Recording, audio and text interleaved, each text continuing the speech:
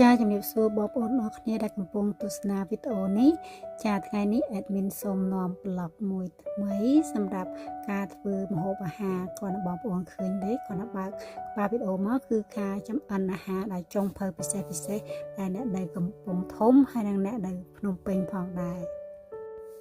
ហើយនៅក្នុងប្លុកនេះ admin ចង់ណែនាំបងប្អូនអំពីអាហារតាមតំបន់នៅថ្ងៃនេះផងដែរ admin ចង់លើកយកនៅម្ហូបអាហារដែលយើងចម្អិននៅថ្ងៃនេះគឺប្រហើ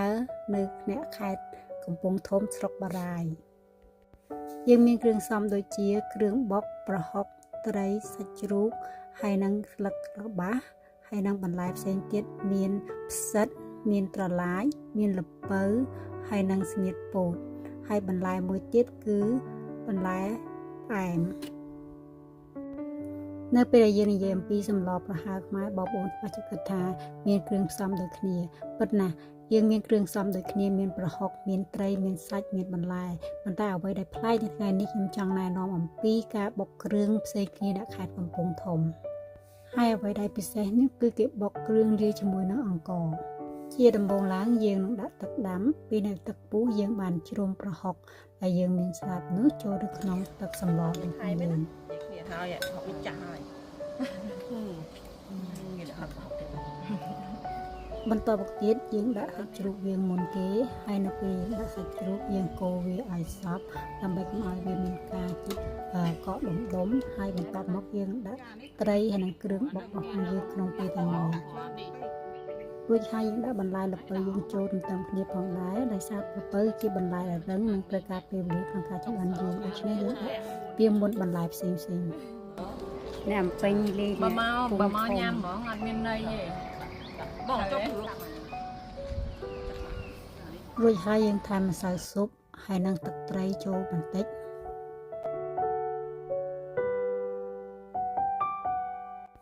បន្ទាប់មកយើងថែមអំបិលបន្តិចចូលទៅក្នុងសម្លរបស់យើងនៅពេលសម្លយើងពុះយើងដួសឪពុះនៅខាងលើនេះចាដើម្បីកុំឲ្យទឹកសម្លយើងល្អក់ទឹកហើយនឹងមានក្លិនឆ្អាបបន្ទាប់មកទៀតយើងដាក់បន្លែរបស់ផងយើងទាំងអស់ចូលទៅ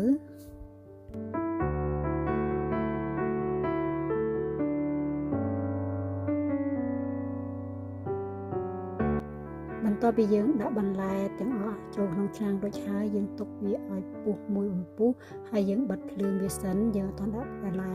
បៃតងចូលទេយើងធ្វើដំណើរទៅកាន់គ្រានហៅដើម្បីបេះបន្លែមកឆាប្រេងខ្យងហើយនេះគឺជារោងបន្លែដែលបងស្រីអាណាដែលគាត់ធ្វើការដាំបន្លែបែបធម្មជាតិហើយជាលក្ខណៈមួយគ្រួសារនិងសហគមន៍ផងដែរហើយនេះគឺជាដំណាំបែបលើទឹកដែលបងប្អូនខ្មែរយើងនិយមពិសាដែលបែបធម្មជាតិនិងសុវត្ថិភាពចាំនិយាយចាការមានស្បៃច្រើនមុខមានស្បៃទឿស្បៃកញ្ញាញ់ហើយនឹងស្បៃខំណាអញ្ចឹងមានសង្កាត់ដែរអញ្ចឹងចង់បងប្អូនមកបងប្អូនចង់ខាអីក៏បានចង់ខាស្បៃទឿក៏បានចង់ស្លក៏បានអញ្ចឹងយើងកាត់ភ្លាមយើងកាត់ភ្លាមមើលនេះកាត់ភ្លាមហើយយើងយកទៅឆាឲ្យចង់ធ្វើបងទៅឆាឬយើងឆាខ្លួនឯងបានដែរវាទៅហ៎តែកាត់លក់ណាប៉ុណ្ណឹងហ៎ចាចង់ថាមកទឹកទៀតបានកាត់បានតាមប៉ុណ្ណឹងអាយុហើយប៉ុន្តែវាធំអត់លឿនដោយសារយើងខ្ញុំសាកល្បងឲ្យគាត់ដូរទឹកបងប្អូនអាចទស្សនាសកម្មភាពផ្សេងរបស់ក្រុមស្ត្រីផងយើងឃើញបន្លែពិតជារីករាយមែនទែន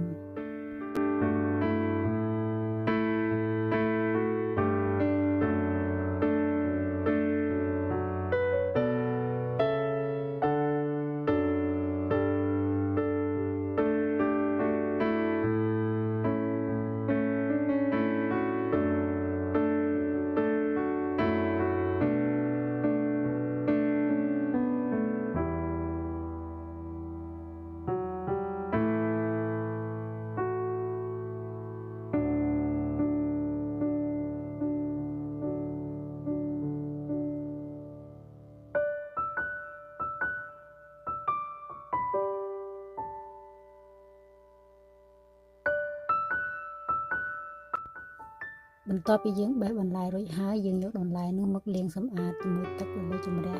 វាឲ្យស្អាតហើយយើងយកទៅឆាដំបូងឡើយយើងដាក់ខ្ទឹមក្រហមនិងខ្ទឹមសរាងឆាវាឲ្យឈ្ងុយជាមួយគ្នា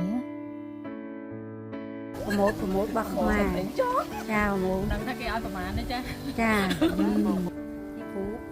គូឆានេះ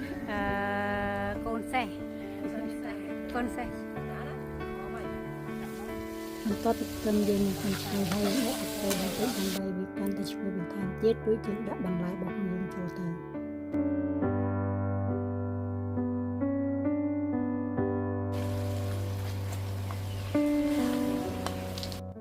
រួចហើយយើងដាក់បន្ថែមម្សៅស៊ុបបន្តិច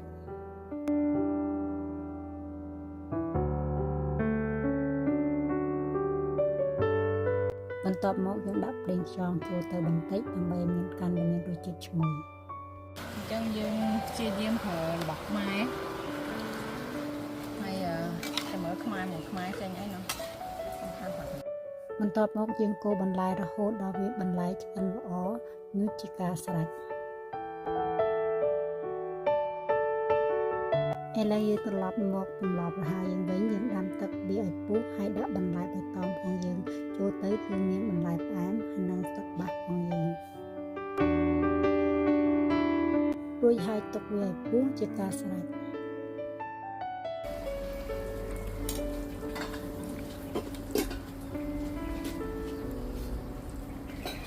ដាក់អីទៀតទឹកផង ខុសនេះ ខ្លាយមួយ